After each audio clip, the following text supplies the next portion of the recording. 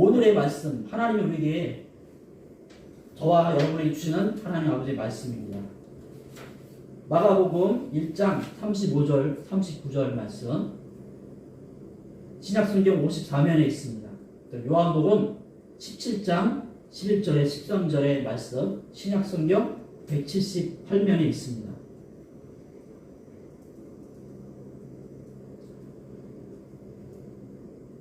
함께 교독하시겠습니다. 제가 먼저 읽고 그리고 여러분이 읽어주시면 됩니다. 공독합니다. 새벽 아직도 밝기 전에 예수께서 일어나 나가 한적한 곳으로 갔사. 거기서 기도하시더니 시몬과 및 그와 함께 있는 자들이 예수의 뒤를 따라가 만나서 이르되 모든 사람이 주를 찾나이다. 이르시되 우리가 다른 가까운 마을들로 가자. 거기서도 전도하리니 내가 이를 위하여 왔노라 하시고 이에 온 갈릴리에 다니시며 그들의 여러 회당에서 내쫓으시더라. 아멘. 요한복음 17장 11절에서 13절에 있는 말씀입니다. 이 또한 교독하시겠습니다. 제가 먼저 읽습니다. 공독합니다. 나는 세상에 더 있지 아니하오나 그들은 세상에 있사옵고 나는 아버지께로 가옵나니 거룩하신 아버지여 내게 주신 아버지의 이름으로 그들을 보존하사 우리와 같이 그들도 하나가 되게 하옵소서. 내가 그들과 함께 있을 때에 내게 주신 아버지의 이름으로 그들을 보존하고 지키었나이다. 그 중에 하나도 멸망하지 않고 다만 멸망의 자식뿐이오니 이는 성경을 응하게 함이니이다. 지금 내가 아버지께로 가오니 내가 세상에서 이 말을 하옵는 것은 그들로 내 기쁨을 그들 안에 충만히 가지게 하려 함이니이다. 아멘. 오늘 우리에게 주시는 하나님 아버지의 말씀입니다. 공독 찬송합니다. 찬송가 200장.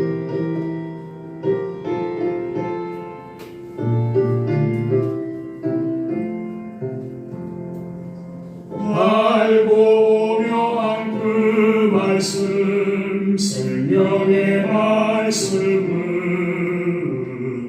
귀한 그 말씀 진실로 생명의 말씀이 나의 길과 믿음 밝히 보여주리. 아름답고 귀한 말씀 생명샘이로다. 아름답고 귀한 말씀 생명샘이로다. 귀한 주님의 말씀은 내 노래 되도다. 모든 사람을 살리는 생명의 말씀을 값도 없이 받아 생명 기울라니. 아름답고 귀한 말씀 생명샘이로다. 아름답고 귀한 말씀 생명샘이로다. 널리 울려 퍼지는 생명의 말씀은 만의 용서와 평안을 골고루 주나니. 다만 예수 말씀 듣고 복을 받네. 아름답고 귀한 말씀 생명샘이로다.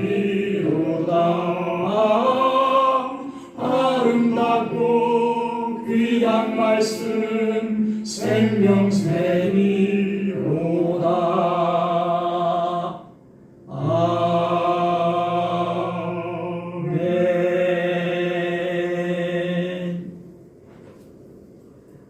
함께 기도하고 하나님과 살아요.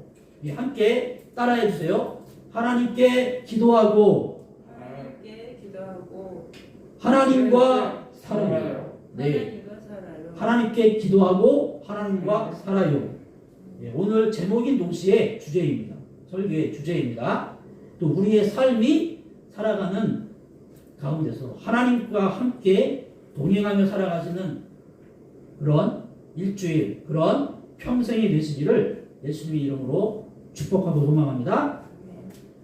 지난 한 주간 동안에 우리 그 예수님의 이름으로 힘입어서 내가 말을 하고 내가 행동을 하고 내가 이렇게 일상을 살고 있다. 한번 손들어 보시죠.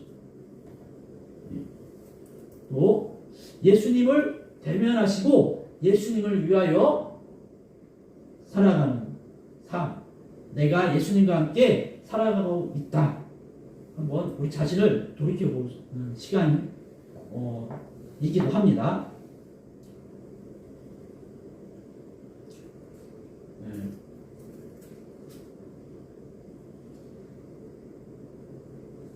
참고로 저는 그렇게 살지 못하겠습니다. 그래서 참으로 하나님 앞에서 자숙하는 마음으로 지금 이 자리에 설교를 준비하면서 서 있습니다.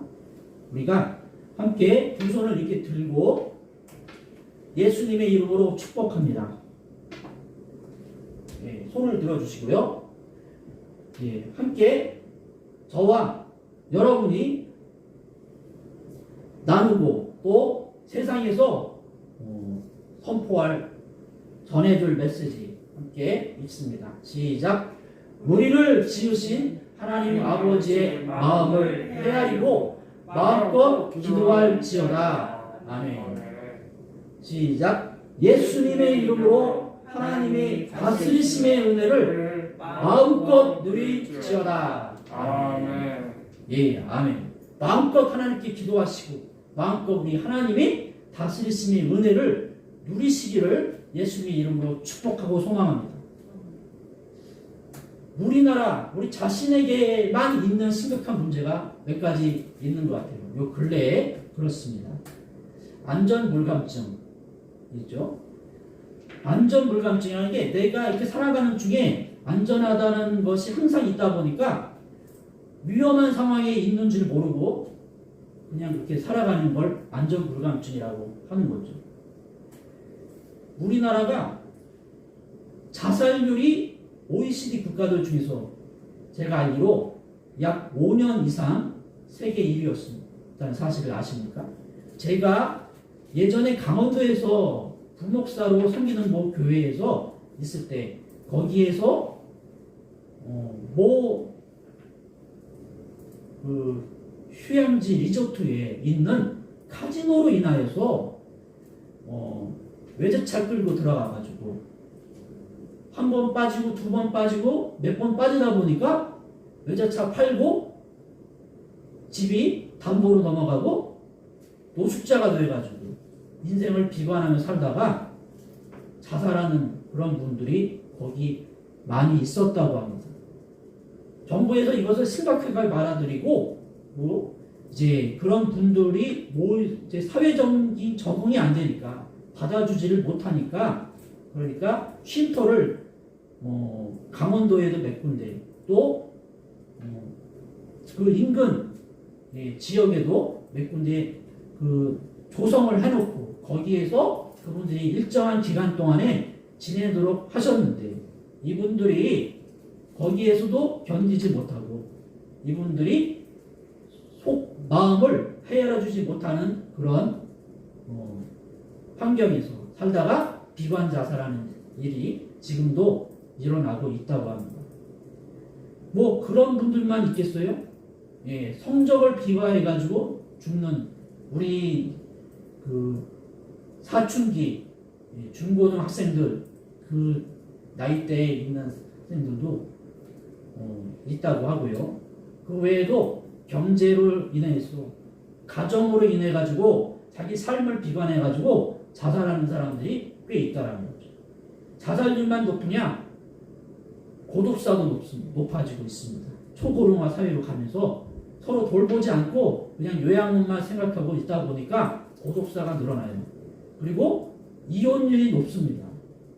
예, 웬만하면 성격차로, 웬만하면 다른 어떤 이유를 들어가지고 또 어떤 삶의 그 고난을 극복하지 못하는 가운데서 앞으로의 미래가 보이지 않는다라고 생각을 하고 이혼하는 사람들이 그렇게 많다는 거죠. 우리만 모르는 거죠. 다른 시대의 다른 나라들에 비해서 우리나라가 그렇게 아직도 높다고 합니다. 저출산의 문제 마찬가지인 거죠. 예, 혼자 살아가거나 그냥 우리끼리 살아가는 가운데서 늦게 결혼하면서 그렇다 하다 보니까 사회적으로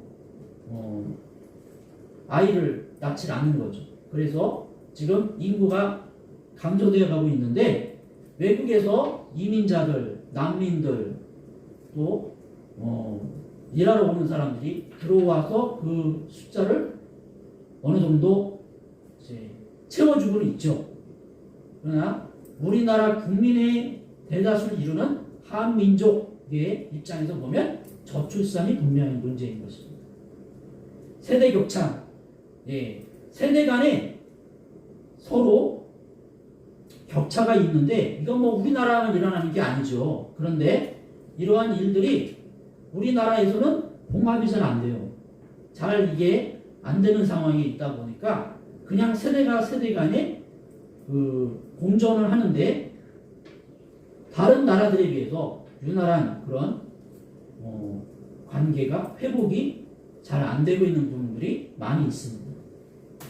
이제 안전불감증에 대해서 말씀을 드렸는데 안보불감증이라는 문제가 있죠. 안보가 불감 이게 뭐예요? 우리나라의 체제, 우리나라의 생사가 걸린 문제가 안보인 것이죠. 이 안보에 대한 불감증이 또 있다는 거예요. 뭐가 있느냐? 뭐가 있을까요? 네. 지금 우리나라가 남북이 대치 중입니다. 우리는 아무리 종전선언을 원하고 우리는 아무리 북한과의 교류를 원한다고 하지만 북한은 70여 년이 지나도록 6.25 전쟁을 일으키는 그 시점 이전부터 이미 전쟁 준비하던 나라였는데 지금까지도 크게 기조가 바뀐 게 없습니다. 정책 기조가 바뀐 게 없습니다. 대남 적화 통일, 예, 이제의 앞잡이에 불과한 남조선에 있는 괴뢰 정부를 무너뜨리고 예, 남조선에 있는 인민들을 해방시켜서 북한의 자유인민들과 함께 잘 살아가게 하자라는 날조되고 미화된 말로 계속해서 전쟁 준비를 해왔었죠. 예, 3대가 바뀌었는데 크게 변한 게 없어요. 요즘 와가지고 좀 힘들어지니까 요즘 와서 주변 열강들이 조금 이제 자신들에 대해서 불편하게 하고 하니까 바뀌는 신용만 할 뿐이지 크게 변한 게 없습니다. 그런 가운데서 우리나라의 비대칭 통일전선 전술을 가하고 있죠. 그래서 우리는 전쟁하는 줄 모르지만 저 사람들은 전쟁을 하며 우리를 대하고 있습니다. 이미 몇 달 전에 저 사람은 공식적으로 우리를 대적으로 대적 관계로 명명하고 그렇게 살고 있죠. 그런데 우리나라는 지금 어떠냐? 국론이 분열되어 가고 있습니다. 예. 그리고 상호 불신이 분위기가 자꾸 조성이 되고 있습니다. 이런 가운데서 예, 단순히 정치, 언론, 무슨 공무원을 비롯한 사법부 기관 이런 관공서뿐만 아니라 우리 경제와 문화와 사회, 교육에 대한 전반에 걸쳐서 우리가 살고 있는 일상에 직접적으로 연결되는 부분에서 우리도 모르게 그냥 우리 스스로 약해져가는 그런 모습을 당하고 있는 거죠. 그런데 대다수는 몰라요. 안보 불감증인 거죠. 우리는 여기서 하나님의 나라를 바라봐야 됩니다. 저 북한에도 하나님의 나라는 인정하지 않지만 하나님 나라 비슷한 구조로 자신들을 위해 독재 세습을 정당화했던 시절이 있었고 지금도 일부분 남아있다고 하죠. 우리는 그런 사람들과 나중에 교류를 할 것이 될 것인데 그렇기 때문에 더욱 진짜에 관심을 가져야 됩니다. 하나님의 나라 진짜인 것이죠.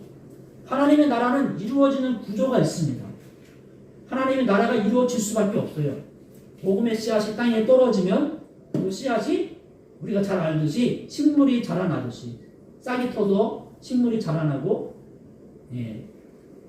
그렇게 우리가 잘 알고 있는 나무가 되기도 하고 풀이 되기도 하고 그렇게 야채가 되기도 하고 그렇듯이 하나님의 나라는 그렇게 이루어져 갑니다.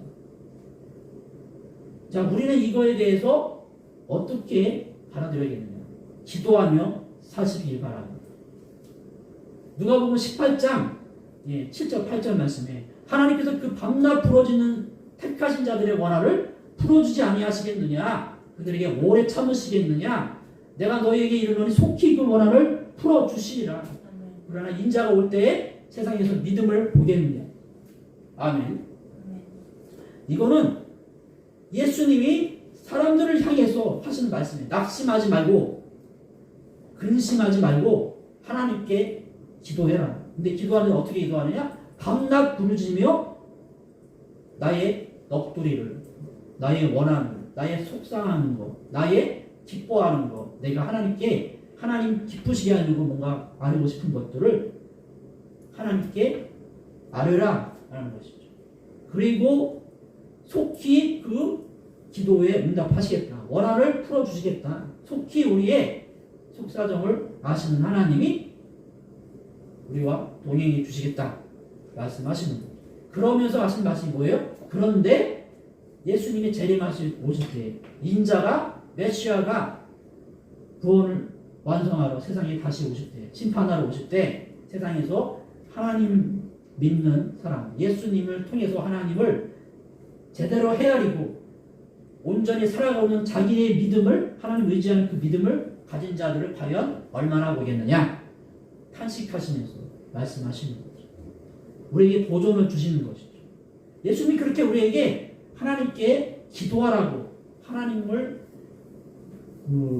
찾으라고 말씀하시고 계시는 것이고 그럼 우리는 그 말씀하신 예수님의 기도를 살펴봐야겠죠. 여기 한번 보시죠. 읽어주세요. 시작. 예수님의 기도. 예수님의 기도. 예수님이 우리 보고 기도하라고 그러시는데 예수님 정작 당신은 어떻게 사셨냐?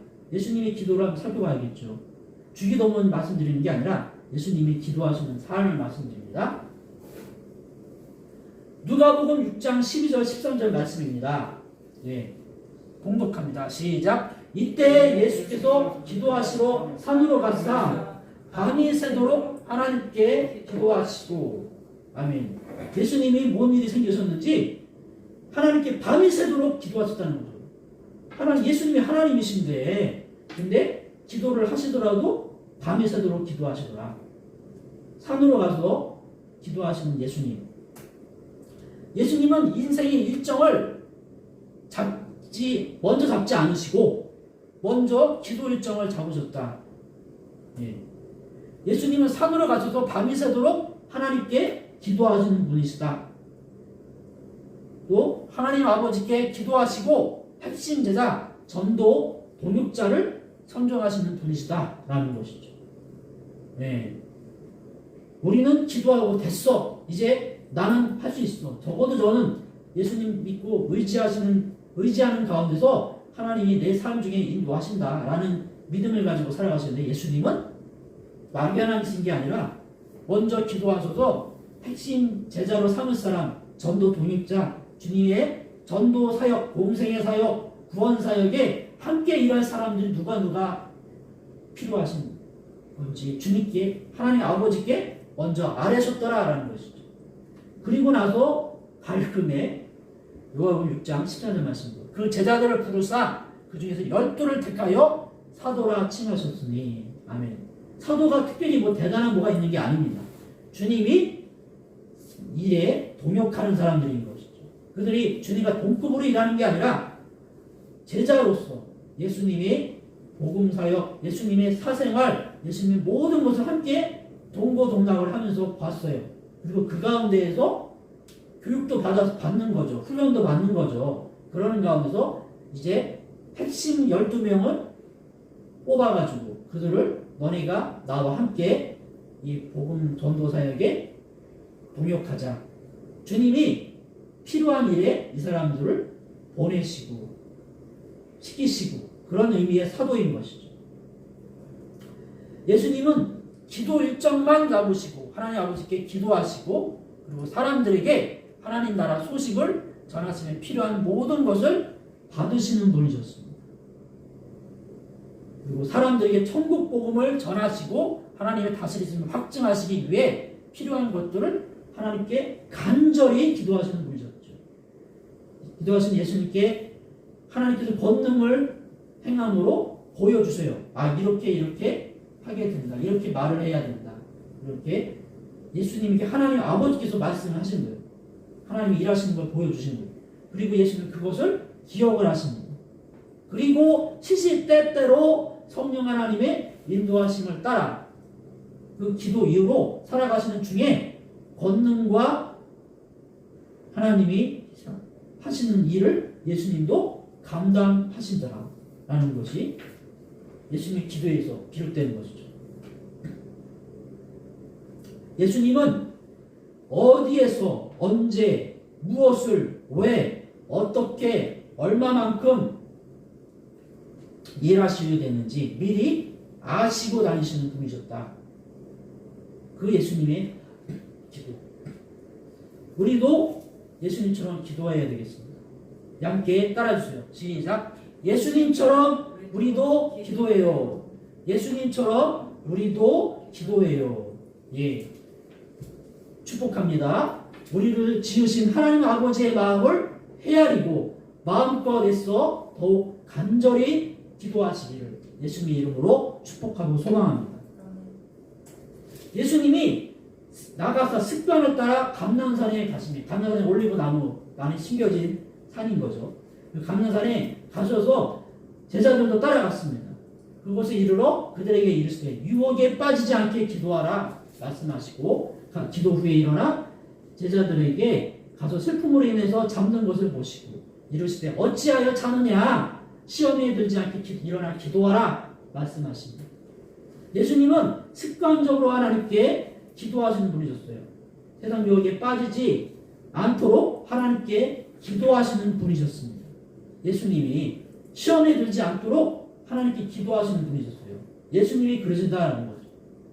그래서 모두 하나님 아버지께 함께 기도하는 것, 이것을 원하시는 분이셨어요. 예수님만 나 시험에 들지 않게 해주세요. 나 유혹에 빠지지 않게 해주세요. 그렇게 기도하시는 게 아니라 예수님이 제자들에게 나가서 기도하시는 게 하지 않고 슬픔에 잠겨서 졸고 자고 있으니까 어찌하여 자느냐? 시험에 들지 않도록 깨어 기도하라. 나를 위하여 너희가 항시라도 함께 기도할 수 없더냐? 말씀하시는 거죠. 이건 단순히 기도 안 하는 혼내시는 모습이 아니라 내가 그렇게 기도하고 있는데 너희도 나와 함께 기도하자. 이렇게 말씀하시는 거죠. 예수님이 제자들을 떠나서 돌 던질 만큼의 그 짧은 그 거리에서를 두고 거기에서 앞에서 어딘가에서 무릎을 꿇고 기도하여 예수님이 기도하시는데 힘을 쓰시고 애써서 더욱 간절하게 기도하시니 땅에 떨어지는 핏방울 같이 되었더라. 그렇게 간절하게 기도하시다니 저는 이게 도저히 이해가 안 갔습니다.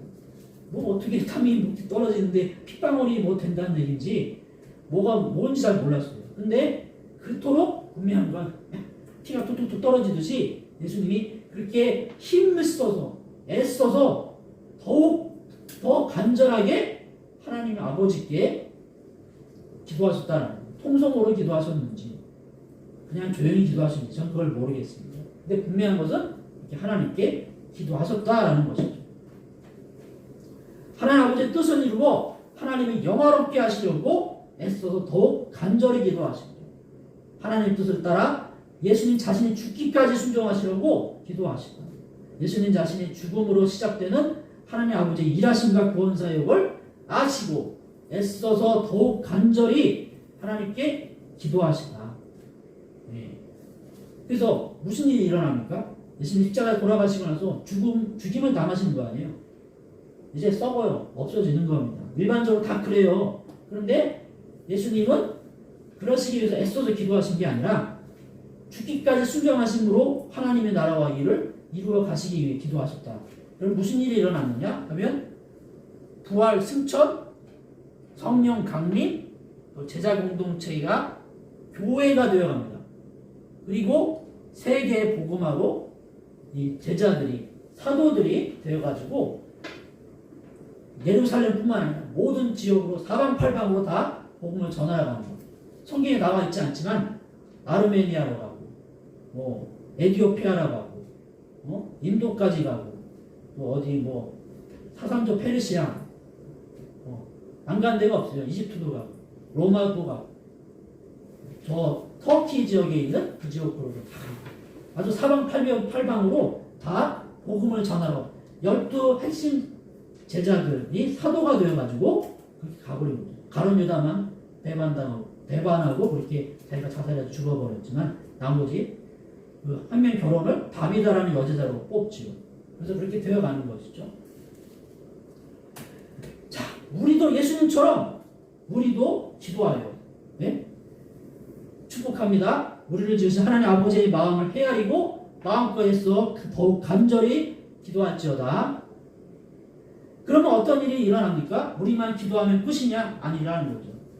예수님이 역사를 일으키시는데 예수님 역사 일으키고 끝이냐? 아니라는 거죠. 하나님이 천사가 예수님의 기도하는 그 가운데 그 간절함을 인해 가지고 고갈되지 않도록 하늘로부터 나타나서 힘을 더하게끔 하나님의 천사를 보내시더라라는 거죠. 천사가 하늘로부터 나타나 예수께 힘을 더하더라. 무슨 힘을 어떻게 더하느냐? 기도하는데 예수님이 기도하고 그 삶을 잘 살아갈 수 있도록 천사가 나타나서 역사하는 것을 예수님의 제자들이 봤다는 거죠. 예수님의 기도는 그와 같이 혼자 난리치는 기도가 아니라 하나님이 받으시는 기도였고 모든 사람들이 다 인정할 수밖에 없는 그런 가치가 있었습니다. 예수님 본인의 삶도 그만큼 진중하신 분이었죠. 예수님이 누가복음 22장 42절 말씀에 이르시되 아버지여 만일 아버지의 뜻이거든 이 잔을 내게서 옮기시옵소서. 그러나 내 원대로 마시옵고 아버지 원대로 되기를 원하나이다. 아멘. 아버지의 뜻이거든 아버지의 두 번 들어가는데 첫 번째는 뭐예요? 이 잔을 내게서 옮기시옵소서. 나는 싫습니다. 난 십자가에 죽고 싶지 않습니다. 말씀하시는 거예요. 그런데 그러나 내 원대로 마시옵고 아버지 원대로 되기를 원하노라. 이게 예수님의 절절한 기도 내용이었어요. 왜 이런 기도를 드리셨을까요? 예수님 뭔가를 알고 계셨기 때문에. 또 예수님은 마가복음 1장 35절 39절에 보면은 새벽 아직도 밝기 전에 예수께서 일어나 나가 한적한 곳으로 가서 거기서 기도하시더니 시몬과 및 그와 함께 있는 자들이 예수의 뒤를 따라가 이렇게 여쭙습니다. 모든 사람이 주님을 찾습니다. 모든 사람이 주님을 찾습니다. 어디에서요? 예수님이 기도하고 거기 제자들이 거주하는 그 동네에 모여든 수많은 사람들이 거기서 예수님을 찾는다는 거죠. 왜요? 우리는 당신을 필요로 합니다. 우리와 함께 계시죠. 그러면서 찾고 있는 거예요. 주님 어디 계셔? 불러와. 모시고 와. 하고 있는 거죠. 그런데 예수님은 그래 가자 이러면서 가시는 게 아니라 뭐라고 하시느냐? 이르시되 우리가 다른 가까운 마을들로 가자. 거기서도 전도하리니 내가 이를 위하여 왔노라 말씀하십니다. 여기 있지 않겠다라는 거예요. 여기 나를 필요로 하는 사람들이 그렇게 모여 있는데 예수님이 여기 안 계시겠다는 거예요. 이만하면 됐다 이겁니다. 그리고 뭐라 말씀하시느냐? 우리가 다른 마을들로 가자. 가까운 마을들로 다니자. 마을들이 한두 개 있어요. 근데 거기를 다 다니시겠다는 거예요. 사람들이 다른 마을에서 올 수도 있는데 여기 와 있을 수도 있는데 왜 굳이 다른 마을로 가시려고 그럴까?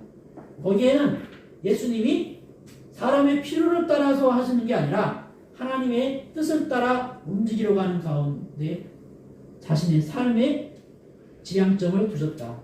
자신이 움직이는 그 진로 방향을 거기에 두셨다라는 데 우리가 맞춰야 된다라는 것이죠. 하나님이 다스리시는 나라, 하나님이 거룩하게 하시는 능력, 하나님 아버지로서의 사랑과 구원 이것을 예수님이 전하고 이루시기 위하여 아침에 일어나서자마자 은밀하게 예수님 기도하시는 거죠. 하나님 나라 능력의 하나님의 구원의 역사하심을 감당하게 해주세요. 예수님이 그렇게 기도하신 겁니다. 남이 뭐라고 하든지 남이 가지 말라고 만류하든지 어디 숨어 있냐고 찾고 있든지 비난하든지 예수님은 하나님의 나라 능력 구원의 역사하심을 전하려고 온 마을을 전도하러 다니시는 분이십니다. 그래서 39절 온 갈릴리에 다니시며 그들 여러 회당에서 전도하시고 귀신들을 내쫓으시더라. 아멘. 예, 하나님이 이렇게 말씀하시는 중에 사람들이 예수님 비난해요. 너 네가 하나님의 아들이라며 왜 신성모독이야? 너 메시아라며 왜 메시아가 하늘에서 뚝 떨어져야 되는데 너는 목수 요셉의 아들이 예수였잖아. 너 지금도 그렇잖아. 너 뭐야? 너 글자 모르잖아. 너 우리처럼 율법을 다 30몇 개씩 50개씩 외우면서 가르칠 수 있어? 너 아무것도 아무 거 없잖아. 왜 그렇게 사람들을 선동하고 너 자신을 자꾸 내세우려고 그래? 그렇게 막 얘기를 하는데 그럴듯하지 않아요? 근데 예수님은 하나님이 너희 아버지였으면 하나님이 너희의 하나님이었다면 너희가 나를 사랑했을 것이다. 이는 내가 하나님께로부터 나와서 왔음이라. 이렇게 말씀하시는 거죠. 나는 여기 스스로 온 게 아니야. 아버지께서 나를 보내신 거야. 내가 하고 싶어가지고 너희를 속이려고 사기치려고 선동하려고 온 게 아니야. 하나님 아버지께서 나를 너희에게 보내셨어. 이렇게 말씀하시는 거예요. 내가 세상에 더 있지. 이런 부분이 예수님이 그들에게만 그렇게 하시고 다른 데서 말씀 안 하시고 그렇게 다르게 말씀하시냐. 그게 아닙니다. 예수님은 요한복음 17장 11절 13절 오늘 본문의 말씀이죠. 예, 함께 봉독합니다. 여기 시작. 나는 세상에 더 있지 아니하오나 그들은 세상에 있사옵고 나는 아버지께로 가옵나니 거룩하신 아버지요 내게 주신 아버지의 이름으로 그들을 보존하사 우리와 같이 그들도 하나가 되게 하옵소서. 아멘. 세상 유혹에 빠지지 않고 시험에 들지 않고 사탄 악마 마귀 귀신에게 휘둘리지 않고 하나님 아버지의 기도 응답대로 하나님 아버지의 말씀대로 하나님의 일을 미리 이렇게 보여주시는 대로 예수님은 마땅히 행해야 할 일을 잘 알고 계셨습니다. 또 새벽 미명에 은밀하게 먼저 그리고 미리 예수님의 이름으로 하나님 아버지께 우리도 기도해야 되겠다라는 것이죠. 예수님이 그러셨듯이 예수님처럼 우리도 하나님의 기도 응답을 애써서 더욱 간절하게 기도하시면 되겠습니다. 하나님이 살아있지 않으면 그럴 필요가 없어요. 하나님이 없는 존재인데 그럴 필요가 없어요. 근데 하나님이 살아계십니다. 과학적으로 증명할 수 없다고 없는 게 아닙니다. 하나님이 원하지 않으시면 아무리 우리가 뭐 해도 우리 뜻대로 안 됩니다. 우리가 마땅히 행해야 하는 일을 하나님께서 알게 하시고 우리를 통해 주님의 뜻을 모두 이루시는 하나님, 우리가 그 하나님의 자녀인 것입니다. 축복합니다. 예수님의 이름으로 하나님의 다스리심의 은혜를 마음껏 누릴지어다. 네. 나인성이라는 그 지역에 예수님이 사람들을 끌고 막 걸어가셨어요. 성문에 가까이 이르실 때 어떤 과부가 독자를 입고